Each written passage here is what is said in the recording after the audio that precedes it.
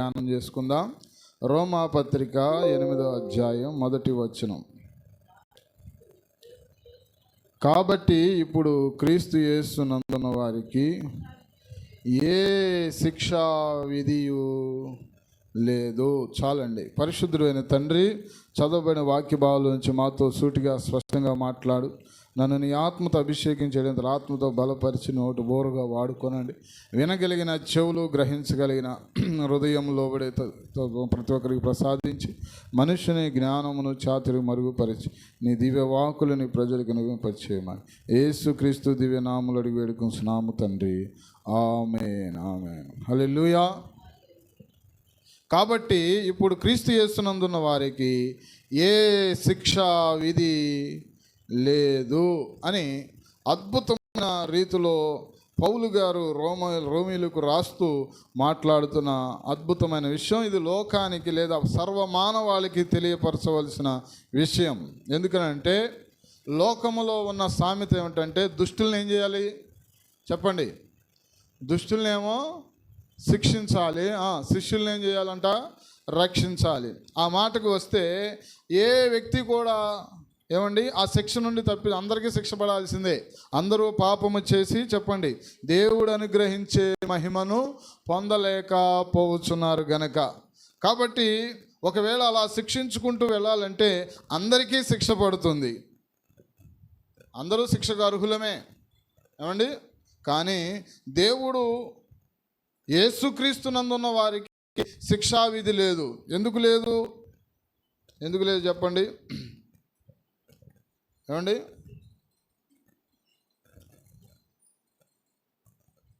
తప్పుకు శిక్ష పడాలా వద్దా చెప్పండి? ఏమండి? తప్పుకు శిక్ష పడాలా వద్దా?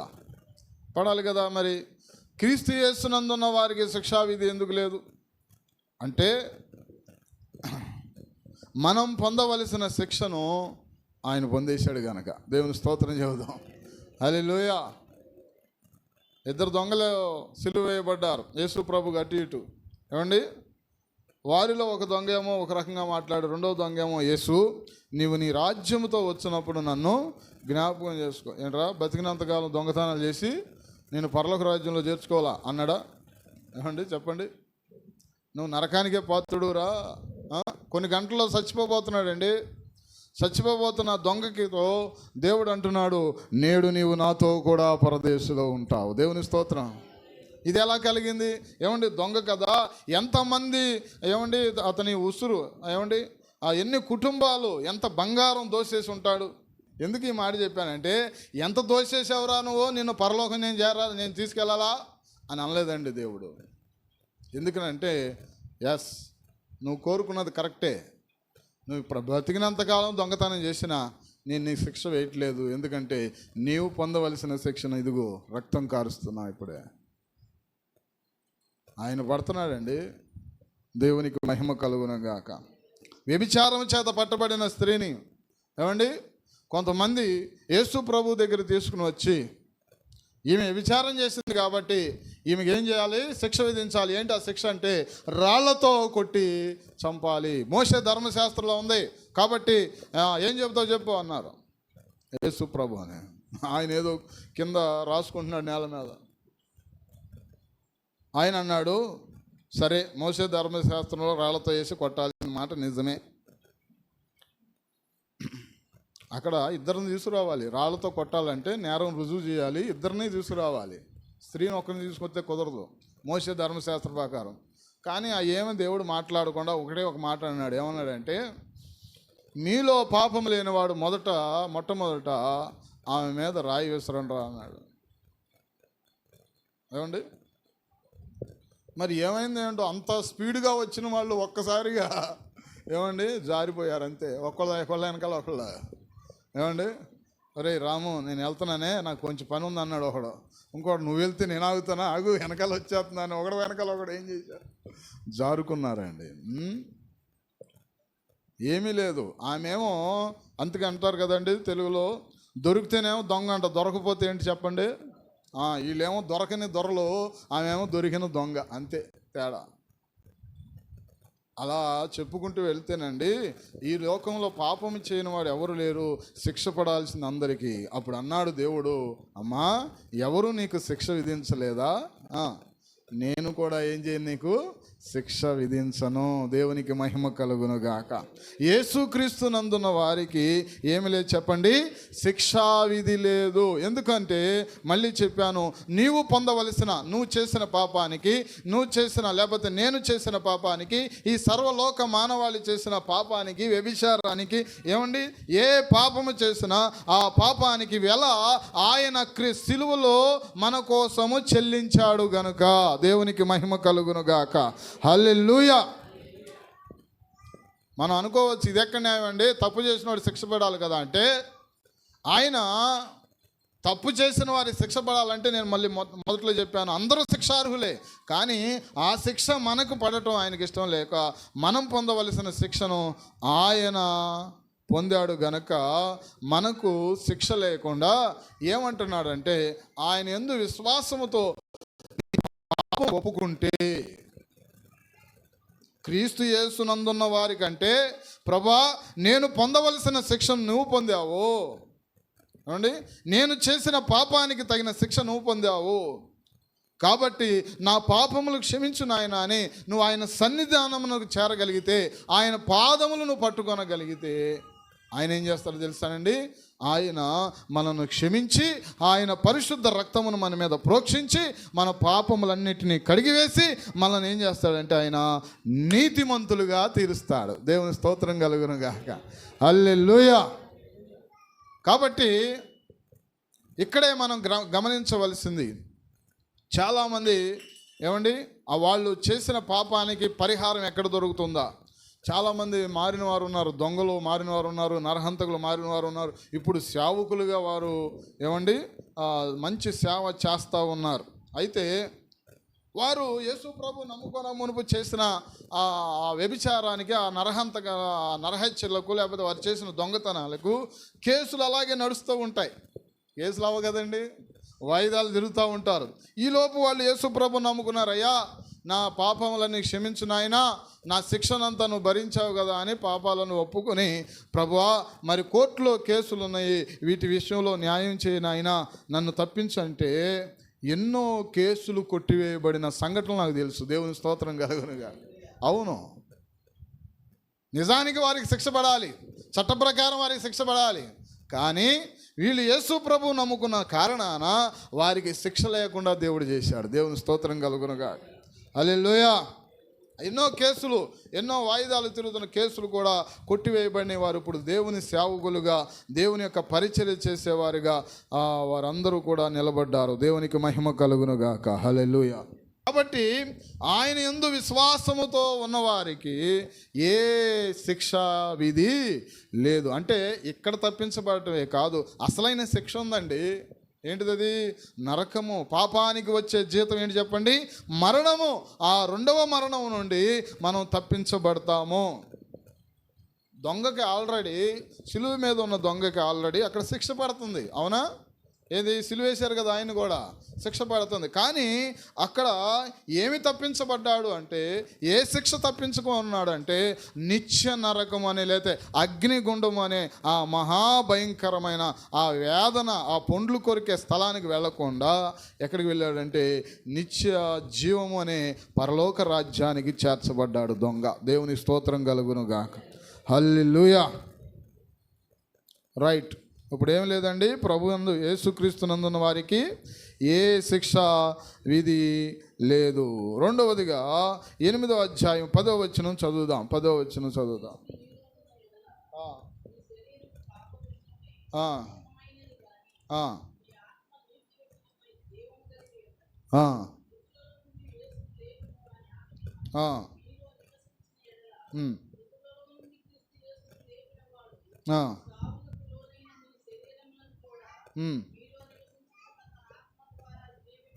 దేవుని స్తోత్రం చెబుదాం. మృతులలో నుండి యేసుని లేపిన, అంటే ఆయన మరణం మీద జయము పొందుకున్నాడు. దేవునికి స్తోత్రం చెబుదామండి. హల్లెలూయా. కాబట్టి జయం పొందుకున్నాడు గనక మృతులలో నుండి ఆయన, అందుకని అంటాడు, ఓ మరణమా నీ ముళ్ళు ఎక్కడా? ఓ మరణమా నీ విజయం ఎక్కడా? విజయమందు మరణము మృంగివేయబడెను. దేవునికి మహిమ కలుగునుగాక. అలాగే ఆయన విజయం పొందిన రీతిగా మనకు కూడా ఓటమి లేకుండా ఆయన మనకు విజయం ఇస్తాడు. మొదటి యోహాను పత్రికలో 5వ అధ్యాయం 4వ వచనం చదివితే, దేవుని మూలముగా పుట్టిన వారందరూ లోకమును ఏం చేస్తారండి? జయిస్తారు. లోకమును జయించిన విజయము మన విశ్వాసమే. దేవుని స్తోత్రం చెబుదాం. హల్లెలూయా. దేవుని మూలంగా పుట్టిన వారు అనగా యేసుక్రీస్తునందు విశ్వాసం ఉంచిన వారు లోకాన్ని ఏం చేస్తారండి? జయిస్తారు. ఎందుకనంటే లోకాన్ని జయించిన విజయము ప్రభు యేసుక్రీస్తునందున్న విశ్వాసమే. దేవుని స్తోత్రం చెబుదామా? హల్లెలూయా. రెండవదిగా ఓటమి లేదు. మూడవదిగా భయము లేదు. 8వ అధ్యాయం 14వ వచనం, రోమాపత్రిక 8వ అధ్యాయం 14వ వచనం. త్వరగా, దేవుని ఆత్మచేత ఎందరూ నడిపించబడుదురో వారందరూ దేవుని కుమారులై ఉందురు. ఏలయనగా మరలా భయపడుటకు మీరు దాస్యపు ఆత్మను పొందలేదు కానీ దత్తపుత్రాత్మను పొందితిరి. ఆ ఆత్మ కలిగిన వారమై మనము ఏమని? అబ్బా తండ్రి అని మొర్ర పెట్టుచున్నాము. దేవునికి స్తోత్రం చెబుదాం. హల్లెలూయా. నయాగరా ఫాల్స్ అని అమెరికా మధ్యలో ఉంటాయండి. నయాగరా ఫాల్స్ అని అది పెద్ద లోతైన జలపాతం. మీరు నెట్లో కూడా కొడితే దొరుకుద్ది అనమాట. దానికి అటుపక్క నుండి ఇటుపక్కకి ఒక ఆయన తాడు మీద నడుచుకుంటూ వచ్చాడంట. దేని మీద అండి? అదేలేండి, ఒక బలమైన తాడు ఏదో కట్టాడు, మొత్తం మీద తెగని తాడు. దాని మీద నడుచుకుంటూ వచ్చాడంట. అందరూ చప్పట్లు కొట్టారంట. అందరూ చప్పట్లు కొడితే ఆయన అన్నాడంట, నేను అటు నుండి ఇటు వచ్చాను కదా, మళ్ళీ ఇటు పక్క అటు వెళ్ళగలను, అవతలకి వెళ్తామని. ఏమండి, ఇప్పుడు ఏం చేయాలి? నమ్మిన వాళ్ళు రండి, వచ్చి నా భుజాల మీద ఎక్కండి, నేను ఇటు పక్క నుండి అటు పక్కకి తీసుకెళ్తా అన్నాడంట. ఒక్కళ్ళు కూడా చెప్పండి, మరి నమ్మిన వాళ్ళు రావాలిగా. అవి మన నమ్మిక కూడా ఇలాగే ఉంటుంది. దేవుడు గొప్ప కార్యాలు చేయగలడా అంటే ఎందుకు చేయలేడండి అంటాం. దేవుడికి అసాధ్యమైనది ఏమైనా ఉందా అంటే ఏమీ లేదు, అసాధ్యమైనది ఏమీ లేదు అంటాం. మరి మనకి ఏదన్నా సమస్య వస్తే జరుగుద్దో లేదో. ఇదేంటి మరి? మీకు అర్థమైందా? అర్థమయ్యేది చెప్పగలిగానా? ఏమండి, మీరు ఎందుకు వెళ్ళలేరండి అంటున్నారు వాళ్ళు. ఏమండి, సరే మరి నేను వెళ్ళగలిగితే రండి భుజాల మీద ఎక్కండి అన్నాడు. దేవుడికి సమస్తము సాధ్యమే. ఎండిన ఎముకల్లో జీవము చేయగలడు ఆయన, మృతులను సజీవులుగా చేయగలడు, లేని వాటిని చెప్పండి ఉన్న వాటిగా చేయగలను. నమ్ముతున్నారా అంటే నమ్ముతున్నాం అంటాం. అదే సమస్య మనకు వచ్చినప్పుడు ఏమైపోద్దో నా బతుకు, జరుగుద్దంటావా? ఏమండి, అప్పులు తీరుతాయా చెప్పండి, బాధలు పోతాయా అని నిరాశ నిస్పృహలోకి వెళ్ళిపోతున్నాం. అయితే వారిలో ఒక పిల్లవాడు చేయెత్తాడంట, నేను వస్తా భుజాల మీద ఎక్కుతానని. అందరూ అంటున్నారంట, నీకు ఎంత లైఫ్ ఉందో తెలుసా, ఎంత జీవితం ఉందో తెలుసా, ఏదన్నా జరగరాన్ని జరిగితే ఏంటి పరిస్థితి అని అందరూ అంటూ ఉంటే అలా జరగదు అన్నాడంటే పిల్లోడు. ఓరి ఏంట్రా నీకు ఇంత నమ్మిక? ఏమండి, అలా జరగదన్నాడంట. ఏంటంటే ఆ పైన ఉన్నది ఎవరో కాదు మా నాన్న అన్నాడంట. దేవుని స్తోత్రం చేద్దాం. హల్లెలూయా. అదిగో అదే ఏమండి, ఆ భరోసా దేవుడు మనకిస్తున్నాడు. ఎందరైతే ఆయన ఆత్మచేత నడిపించబడతారో, ఎవరంటండి వాళ్ళు? దేవుని కుమారులు. అయితే కింద ఉంటుంది చూడండి, ఏముందో చూడండి, ఆయన మనకు దాస్యపాత్మ లేదు, మరలా భయపడే స్థితి లేదు మనకి. దత్తపుత్రాత్మను పొందితిరి, ఆ ఆత్మ కలిగిన వారమై మనం ఏమని మొర్ర పెడుతున్నాం? అబ్బా తండ్రి అని మొర్ర పెట్టుచున్నాము. దేవునికి స్తోత్రం కలుగును గాక. హల్లెలూయా. కాబట్టి నీ సమస్యను ఆయన తీసివేయగలడు. ఆయన గొప్పవాడు, ఆయనకు అసాధ్యమైనది ఏమీ లేదు. ఆయన మన తండ్రి. మూడవదిగా ఏంటో చెప్పమంటారే? భయము లేదు. చెప్పండి అందరూ, భయము లేదు. పాట పాడతాం కదా, భయము చెందకు భక్తుడా ఈ మాయాలోక ఛాయాలు చూచినప్పుడు. బబులోను దేశంలో వాళ్ళని రక్షించలేదా? వీళ్ళని రక్షించలేదా? సింహాల భూమిలో దానియేలు రక్షించలేదా? ఇంతమంది రక్షించినోడు నిన్ను రక్షించడా? ఎందుకు భయపడుతున్నావు? దేవునికి స్తోత్రం కలుగునుగాక. హల్లెలూయా. సమస్యలు రావని చెప్పలేదు దేవుడు. సమస్యలు వస్తాయి. ఆ సమస్యలన్నిటిలో నుండి విడిపించగలిగిన సమర్థుడు మన దేవుడు. క్రీస్తు యేసునందున్న వారికి శిక్షావిధి లేదు. క్రీస్తు యేసునందున్న వారికి ఓటమనే మాట లేదు. క్రీస్తు యేసునందున్న వారికి భయం అనే మాట లేదు. దేవుని స్తోత్రం కలుగునుగాక. 4వదిగా మరణము లేదు. 8వ అధ్యాయం 2వ వచనం. ఎట్లనగా ధర్మశాస్త్రమును దేనిని చేయజాలకపోయినో దేవుడు దాన్ని చేశాడు. దేవుని స్తోత్రం. అంటే ఇక్కడ ధర్మశాస్త్రం అంటే పాపం ఏంటో చెప్తుంది ధర్మశాస్త్రం, కానీ పాపము నుండి విడిపించలేదు. పాప మరణముల నియమము నుండి నన్ను విడిపించెను. ఎక్కడి నుంచి అండి? పాప మరణముల నియమము నుండి. అంటే పాపానికి వచ్చే జీతం ఏమని చెప్పుకున్నామో మరణము. కానీ ఆ పాపానికి వచ్చే ఆ మరణం అనే శిక్ష ఎవరు పొందారు? ఇప్పుడు యేసు ప్రభువు పొందాడు. ధర్మశాస్త్రం ఏం చెబుతుందంటే పాపము చేసిన వాడు మరణానికి పాత్రుడు.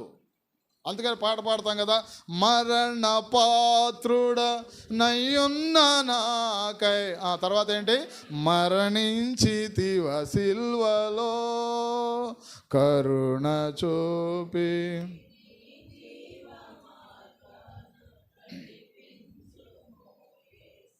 హల్లెలూయా. కాబట్టి మరణ పాత్రులం మనం. అందుకని ఎఫెసీ పత్రికలో ఉంటుంది, మీరు అపరాధముల చేత పాపముల చేత సచ్చిన వారై ఉండగా క్రీస్తుతో కూడా మళ్ళీ మిమ్మల్ని దేవుడు ఏం చేశాడు? బ్రతికించాడు. దేవునికి మహిమ కలుగునుగాక. హల్లెలూయా. కాబట్టి మరణము లేదు. చెప్పండి అందరూ. ఉందా మరణం? లేదు. మనం నిత్యము జీవిస్తాం. దాన్నే నిత్య జీవము అన్నారు. ఎల్లప్పుడూ యుగయుగాలు కూడా మనం సజీవులుగానే ఉంటాం. ఎందుకంటే మనం సజీవుడైన దేవుణ్ణి నమ్ముకున్నాము గనక. ఈ క్రీస్తు యేసునందున్న వారికి ఏ శిక్షా విధి లేదు, ఓటమి లేదు, భయము లేదు. 4వదిగా మరణము లేదు. 18వ వచనం, 8వ అధ్యాయం 18వ వచనం. ప్రత్యక్షము కాబోవు మహిమ ఎదుట ఇప్పటి కాలపు శ్రమలు ఎన్న తగినవి కావని ఎంచుచున్నాను. ఆఖరిగా నిరాశ లేదు. చెప్పండి, ఏం లేదండి? నిరాశ లేదు. నోటి మాట ద్వారా పలికితేనే మీకు అద్భుతంగా దేవుడు కార్యం చేస్తాడు. దేవుని స్తోత్రం కలుగునుగాక. హల్లెలూయా. ఇప్పుడు చెప్పండి, నిరాశ లేదు. ఎందుకు లేదు నిరాశ అంటే, ఇక్కడ చూడండి, ఏ శ్రమలైతే మనల్ని ఇబ్బంది పెడుతున్నాయో ఆ శ్రమలే మహిమకు కారణమైనప్పుడు, ఆ శ్రమల వలన దేవుడు మనకు అంత గొప్ప మహిమ ఇస్తున్నప్పుడు, ఆ శ్రమలను చూడకుండా ఆయన ఇచ్చే మహిమను మనం చూస్తున్నప్పుడు, అందుకనే మత్తయి సువార్త 5:11 ఈ రీతిగా రాయబడి ఉంటుంది, నా నిమిత్తము మిమ్మును జనులు హింసించి నిందించి చెడ్డ మాటలలా పలుకున్నప్పుడు మీరు ధన్యులు, మీరు సంతోషించి ఆనందించండి, పరలోకమందు ఏమవుతుంది? మీ ఫలము అధికమగును. దేవుని స్తోత్రం కలుగునుగా. హల్లెలూయా. కాబట్టి శ్రమలు రావని దేవుడు చెప్పలేదు, కానీ శ్రమలు వస్తాయి. ఆ శ్రమల్లో నుండి విడిపించగలిగిన సమర్థుడు. ఆయన ఇచ్చే మహిమకు అవి మనకు మార్గాలుగా ఉంటాయి అని మనం గ్రహించాలి. కాబట్టి మనము నిరాశ అనేది మనలో లేకుండా మన పక్షంగా దేవుడు ఉన్నాడు. దేవుని స్తోత్రం చెబుదామండి. హల్లెలూయా. ఎందుకంటే ప్రపంచానికి యేసు ప్రభువే దిక్కండి, మరొక దిక్కు లేదు. అందుకనే మేడమిద్దులు ఉన్నా ఏమున్నా పాట పాడతాం కదండి, యేసు లేకపోతే అంతా సున్నే. ఎందుకంటే నువ్వు బ్రతికినంతకాలం ఏదో బాగా బతకవచ్చు, కానీ ఆ ధనవంతులాగా బతికి చనిపోయిన తర్వాత పాతాళానికి వెళ్తే ఏం సుఖం? అందుకనే రాయబడి ఉంటుంది, ఒకడు సర్వలోకమును సంపాదించుకొని తన ప్రాణమును పోగొట్టుకుంటే ఏం ప్రయోజనం అని రాసి ఉంటుందండి. కాబట్టి గమనించండి, యేసు ప్రభువే దిక్కు. యోహాను సువార్త 1వ అధ్యాయం 3వ వచనం ఉంది, సమస్తమును ఆయన మూలంగా కలిగి ఉన్నదేది ఆయన లేకుండా కలగలేదు. ఈ లోకంలోనికి వెలుగుగా ఆయన వచ్చాడు, కానీ వెలుగులోనికి మనుషులు రావట్లేదంట. సందర్భం వచ్చింది కాబట్టి యోహాను సువార్త 3వ అధ్యాయం చదవండి. 3వ అధ్యాయము 19వ వచనం. ఆ తీర్పు ఇదే, వెలుగు లోకములోనికి వచ్చెను గాని తమ క్రియలు చెడ్డవైనందున మనుషులు వెలుగును ప్రేమింపక ఏం ప్రేమించారట? చీకటినే వెలుగును ప్రేమించట్లా. ఒక ఆయన అంటున్నాడు, ఏమంటున్నాడంటే నేను యేసు ప్రభు నమ్ముకుంటే అన్నీ మానేయాలండి అంటున్నాడు. మరి అన్నీ మానేయక ఏం చేద్దామని? ఏమండి, మానపోతే ఎట్లా? తాగి తాగి తాగి లేకపోతే సిగరెట్లు తాగి ఏమండి ఆ ఊపిరితిత్తులన్నీ చెడగొట్టుకుని మూత్రపిండాలన్నీ చెడగొట్టుకుని అర్ధాంతరంగా చచ్చిపోతే ఏమండి భార్య పిల్లలను అనాథలుగా విడిచి వెళ్ళిపోదామనా? ఏమండి, మానపోతే ఎట్లా? మరి సిగరెట్ తాగకుండానే ఉండలేమంటారు. మరి సిగరెట్ తాగితే ఊపిరితిత్తులు చెడిపోతాయి. వెలుగులోనికి ఎందుకు రావట్లేదు? చీకటిని ప్రేమిస్తున్నారు. డబ్బులు అయిపోయినా పర్వాలా, నా కష్టార్జితం అంతా అయిపోయినా పర్వాలా, నా లివరు నా కిడ్నీ తినేసినా పర్వాలా, నేను తాగటం అని అంటాడు ఒక ఆయన. నా ఊపిరితిత్తులు చెడిపోయినా పర్వాలా, నేను సిగరెట్ తాగుతామాను. ఏమండి, ఎట్లా కుదురుద్ది? మరి వెలుగులోనికి రాకుండా చెప్పండి చీకటిని ప్రేమిస్తూ ఉన్నారు. వెలుగు లోకంలోనికి వచ్చింది, చీకటిని ప్రేమిస్తున్నారు కానీ వెలుగులోనికి రావట్లేదండి. మరి చీకటిని ప్రేమించడం కాదు అది? ఆలోచన చేయండి ప్రియులారా. మన హృదయాలను ప్రభు వైపు తిప్పుకోవాలి. ఎందుకంటే యేసు ప్రభు లేకపోతే మనకు దిక్కు లేదు. ఒకవేళ నీ అవయవాలు చెడిపోయినాయి, తాగి తాగి అవయవాలు చెడిపోయినాయి, లేకపోతే తాగి తాగి లోపల అన్నీ కూడా తినేసినాయి, అయినా నువ్వు యేసుక్రీస్తునందుకు విశ్వాసం ఉంచితే నీ అవయవాలన్నింటిలో కూడా పునరుద్ధాన శక్తి ఇచ్చి మళ్ళీ ఆ అవయవాలను ప్రభు కోసం సాధనాలుగా దేవుడు వాడుకోగలడు. దేవునికి మహిమ కలుగునుగాక. హల్లెలూయా. అవునండి, అలా ఎన్ని సాక్ష్యాలండి. ఇప్పుడు వరకు ఏదో జరిగింది, ఏదో జరిగిపోయింది. ఇప్పుడు వరకు నీకు అవయవాలన్నీ తినేసి, లేకపోతే నీకు ఏమండి నీ కిడ్నీ తినేసి నీ లివర్ పాడైపోయింది, లేకపోతే ఏమండి లేకపోతే ఊపిరితిత్తులు పాడైపోయినాయని డాక్టర్లు చెప్పారు. కానీ ఇప్పుడు అయినా ఆ చీకటిని వదిలేసి, ఆ లోకాన్ని వదిలేసి ప్రభు వైపు కనుక నువ్వు తిరిగితే, యేసుక్రీస్తునందు నువ్వు విశ్వాసం ఉంచగలిగితే, ఆ యేసుక్రీస్తు ప్రభు నీకున్న ప్రతి రోగాన్ని స్వస్థపరచగలిగిన సమర్థుడు. దేవుని స్తోత్రం కలుగును. ఎందుకంటే ఆ అవయవాలన్నిటినీ సృష్టించింది ఎవరండి? ఆయన గనుక. కలిగి ఉన్నది ఏదియు ఆయన లేకుండా కలగలేదు. ఎన్నో సాక్ష్యాలు ఉన్నాయండి, ఇలాంటివి ఎన్నో రుజువులు ఉన్నాయి. ఎందుకంటే వారు ఇప్పుడు దేవుని సేవలో ఉన్నారు గనక, దేవుని కోసం బ్రతకాలని వారు తీర్మానం చేసుకున్నారు కనుక వారి అవయవాలను మళ్ళీ దేవుడు ముట్టి స్వస్థపరిచాడు. దేవునికి మహిమ కలుగునుగా. ఆ అవయవాల్లో తన పునరుద్ధాన శక్తిని అనుగ్రహించాడు. ఒక నూతనమైన అవయవాలుగా, పనికిరాని అవయవాలను సైతము నూతనమైన అవయవాలుగా చేసి ప్రభు కోసం మహిమార్థమే వాడుకుంటున్నాడు. దేవునికి మహిమ కలుగునుగాక. హల్లెలూయా. కాబట్టి యేసుక్రీస్తునందున్న వారికి శిక్షావిధి ఏమీ లేదు. ఎందుకంటే ఆయన రక్తం కార్చాడు గనక. యేసుక్రీస్తునందున్న వారికి ఏ రోగమైనా కూడా స్వస్థత కలుగుతుంది. ఎందుకంటే ఆయన దెబ్బలు తిన్నాడు గనక. ఆయన 1 తక్కువ 40 దెబ్బలు, కొరడా దెబ్బలు తిన్నాడు.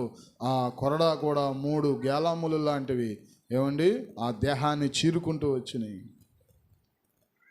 నీ అవయవాలకు ఆయన స్వస్థత ఇవ్వగలడు. కాకపోతే నువ్వు ఒక తీర్మానం చేయాలి. ఏంటో తెలుసా? దేవా, ఇప్పటి నుంచి నీ కోసం నేను బ్రతుకుతాను నాయన, నా అవయవాలు నీ కోసం నేను వాడతాను నాయన, నాకు స్వస్థత ఇవ్వయ్యా అని అంటే నీకున్న ప్రతి రోగము, ప్రతి రుగ్మత ఆయన తొలగించగలడు. దేవుని స్తోత్రం కలగదు. ఆయనకు అసాధ్యమైనది ఏమీ లేదు. నువ్వు అనుకోవచ్చు కొన్ని రోజులు పడుతుంది, కొన్ని వారాలు పడుతుంది, కొన్ని నెలలు పడుతుంది. ఒక్క క్షణంలో దేవుడు నీకు స్వస్థత ఇస్తాడు. ఒక్క క్షణంలో దేవుడు నీకు విడుదల ఇవ్వగలడు. ఏమండి, పక్షవాతం కలిగిన ఎంతమందిని స్వస్థపరిచారండి దేవుడు? ఆయనకి ఏమైనా అసాధ్యమైనది ఏమైనా ఉందా? ఎందుకు అలా అనుకుంటున్నావు? నేను బలహీనుని, నా వల్ల ఏం కాదు, నాకు అది పని చేయదు, ఇది పని చేయదు, ఏమవుతుంది? ఈ పని చేయని అవయవంతో నేను ఈ పని చేస్తాను ఆయన. ఏమండి, ఈ పని చేయని అవయవాన్ని నాకు స్వస్థత ఇవ్వు, నేను నీ పని చేస్తాను తీర్మానం చేసుకో. స్వస్థత రాకపోతే అప్పుడు అడుగుదాం. ఏమండి, ఆలోచన చేయండి. దేవుడు అద్భుతంగా దేవుడు స్వస్థత ఇవ్వగలడు. దేవునికి మహిమ కలుగునుగా. చీకటిని ప్రేమించకుండా వెలుగును ప్రేమిద్దాం. వ్యర్థమైన వాటి వైపు కాకుండా ప్రభు వైపు మనస్సును లగ్నం చేద్దాం. యేసుక్రీస్తే ప్రపంచానికి దిక్కు, మరొక దిక్కు లేనే లేదు. నా ద్వారా తప్ప ఎవడునూ పరలోక రాజ్యం చేరలేడు. కాబట్టి ఆయన యందు ఉన్న మనకు భయం లేదు. మరణం అంటే అసలు అంతకంటే భయం లేదు. ఏది వచ్చినా ఆయన చూసుకోగలడు.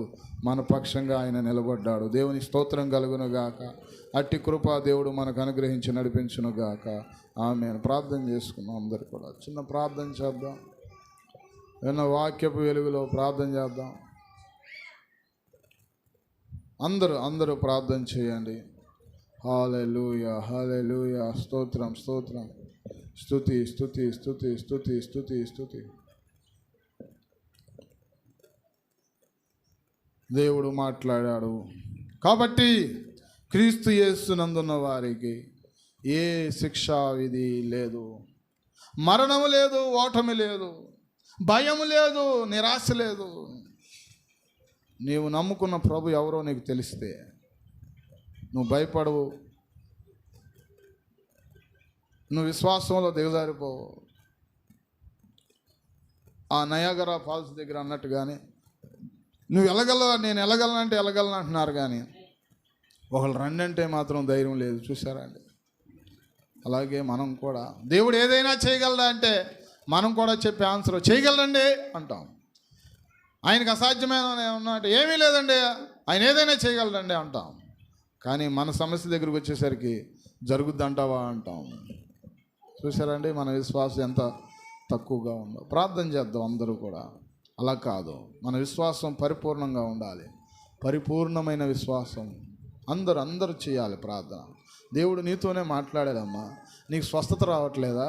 నీ అవయవాలు ఏమన్నా రోగం ఉందా? నీ అవయవాలు ప్రభు కోసం వాడతానని చెప్పు. నీకోసమే వాడతానయ్యా. నీ శరీరంలో ఉన్న రోగం కొన్ని రోజులుగా ఇబ్బంది పడుతుందా? ఆయన దెబ్బలు తిన్నాడు, ఊరికే కాదమ్మా. ఆయన దెబ్బల వల్ల మన స్వస్థత వస్తుంది అంటాడు. అందుకనే మీ అవయవాలను దుర్నీతి సాధనాలుగా కాదు, నీతికి సాధనాలుగా వాడండి అంటాడు. దేవుని స్తోత్రం కలుగునుగాక. అవును, దేవుని కోసం సాధనాలుగా మన అవయవాలు వాడితే దేవుడు ఆరోగ్యం ఇచ్చుకుంటూ వెళ్తాడు. ఒకవేళ చెడిపోయిన వాటిని కూడా ఆయన బాగు చేయగలడు. సమస్తమును బాగు చేయగలిగిన సమర్థుడు ఆయన. ప్రార్థన చేద్దాం. చెడిపోయిన నీ కుమారుని బాగు చేయగలడు. చెడిపోయిన నీ భర్తను బాగు చేయగలడు. చెడిపోయిన నీ కుటుంబాన్ని బాగు చేయగలడు. ఏమండి, చెల్లాచెదురైన నీ కుటుంబాన్ని మళ్ళీ కట్టగలడు ఆయన. హల్లెలూయా, హల్లెలూయా, హల్లెలూయా, హల్లెలూయా. ప్రార్థన అందరూ ప్రార్థన చేసుకుందాం. హల్లెలూయా, హల్లెలూయా. మీలో